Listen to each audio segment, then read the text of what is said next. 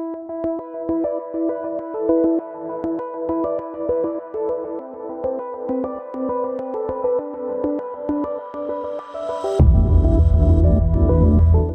today we're going to take a look at the Osee G7 Pro touchscreen capable monitor with camera control. So, let's see what it can do. Osee Technology was founded in China in 2001 and specializes in on-camera and production monitors as well as streaming accessories. And the Osee G7 Pro will be the first product from the company that we will be reviewing here on LensVid. In the box you get the monitor, a 1-meter USB-C cable, an Allen key, a dummy battery, DC to D-tap cable, a mini tilt head with a locking pin, as well as the user manual. The monitor chassis is made from durable lightweight aluminum and feels well made. The monitor measures 17.5 centimeters long and 11 centimeters wide and is just over 2 centimeters deep. It has a 1/4-inch 20 thread on the top and bottom, both with RA locating pinholes, but sadly no 1/4-inch 20 on any of the sides for vertical work. On the left side of the monitor there is an SD card slot for adding lots and a 3.5mm headphone jack. On the right side there are no connections, and on the top and bottom there are some fan slots for cooling the monitor. On the back there is an on-off button, HDMI in and out, as well as an SDI in and out, USB-C for camera control and power, DC in, as well as an NPF battery slot. We tested several aspects related to the performance of the monitor. In our test, the monitor was fairly quick to turn on at around 11 seconds, and it showed an image from the camera at about 13 seconds, which is about 2 seconds faster than the Atomos Shinobi 2 that we recently tested. While the official specs for the monitor are 3000 nits, we actually measured a maximum of over 3400 lux, which is extremely impressive, more than twice that of the Shinobi 2, and more than most users will ever need when shooting outdoors, even in bright daylight. While the monitor doesn't come with a hood, you can buy one from Osee if you really want to. In our test, both the horizontal and vertical viewing angles, as well as the colors, looks great. At max brightness, the monitor does get a little warm, especially in the back, and the internal fan is audible in a quiet room from under 1 meter or so, although it mostly sounds like a low, constant hum that is not too disturbing. In our testing, we got between 3 and 6 hours of battery life with a 50 watt-hour V-mount battery, depending on the brightness of the monitor. The menus and control system of the G7 Pro is quite extensive and will only cover the main features. One click on the screen will bring on the menus, and another one will make them disappear.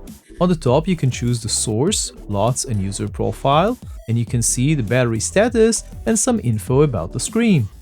A slide on the left side of the monitor will increase or decrease the brightness, and a slide on the right side will increase or decrease the volume of the monitor if you connect a headphone or speakers. The bottom of the monitor is where most of the action is. Going from the right, you'll have all the settings of the monitor, including several options to rotate the monitor's display, which does have a sensor for upside down mounting, but not for vertical shooting. Next, we have the option to save up to 8 user configurable profiles. This is cool and super easy to do. Just tap on the plus on the My Set page, and then on the plus icon on the bottom part of the screen, and choose any of the 16 tools and make a different settings for different use cases, and flip between them with the left and right swipe. Changing the settings on each tool requires a swipe up from the tool's icon. You can then choose the next tool to set up, or swipe down to close the settings. The monitor does have a touch to zoom functionality, but it is fairly limited. Double tap doesn't go all the way in, and it is always zoomed to the center of the frame. Zooming out takes a lot of time. We shared this criticism with Osee and discussed how they will be able to fix this in a future firmware update. On the G7 Pro, we have basic control of many cameras using USB-C. On our Sony a7 IV, we can control the white balance, ISO, aperture, shutter speed, start and stop recording, and the highlight, touch to focus.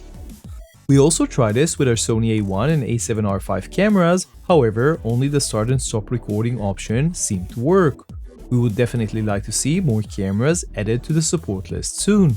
When it comes to the focus, the touch to focus did work on our Sony a7 IV, although it was not as responsive as touching the camera monitor and had some issues in a couple of autofocus modes, and for us it worked best in expand mode, although not perfectly, and it still seemed to require some refinement. In conclusion, the Osee G7 Pro is an impressive 7-inch modern monitor. The screen is fantastic and extremely bright with great accuracy and viewing angles. It's fast to respond, includes most of the popular tools, and has user configurable pages at your fingertips. The camera control is a nice addition and works fairly well on our Sony a7 IV, adding another degree of usefulness to the monitor. There are some things that we would like to see improved, either in firmware or in future versions. These include better magnifying options and usability, more cameras supported for the touch functionality, as well as some tweaks in general functionality. It would be nice to see future versions with 1/4-inch 20 threads on the sides, vertical menu mode, built-in Wi-Fi and Bluetooth for controlling cameras without cables, as well as several physical control buttons. All in all though, for the price, the Osee G7 Pro offers more than almost any other monitor on the market, at least for the moment. Talking about pricing, the Osee G7 Pro currently sells for around $500. So that was our look at the Osee G7 Pro touchscreen capable monitor. You can check out the full review on LensVid.com with all of our test results. Don't forget to subscribe to our YouTube channel to find more videos just like this. See you in the next video.